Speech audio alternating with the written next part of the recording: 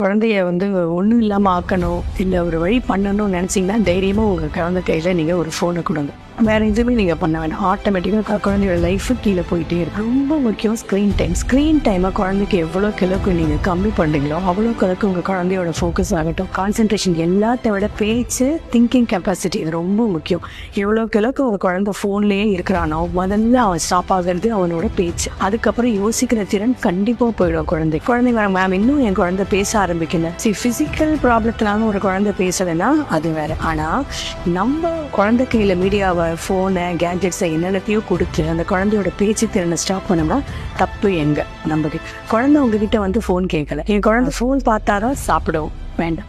நீங்க போனை கொடுத்துட்டீங்க, பார்த்துட்டு சாப்பிட்ற. முதல்ல உன் குழந்தைக்கு என்ன சாப்பிடுறன்றது குழந்தைக்கு தெரியணும். அப்ப அந்த போன் அந்த கையிலேருந்து வாங்க. ஸோ எவ்வளவுக்கு குழந்தையோட ஸ்கிரீன் டைம் நீங்க கம்மி பண்றீங்களோ அவ்வளவுக்கு ரொம்ப அழகா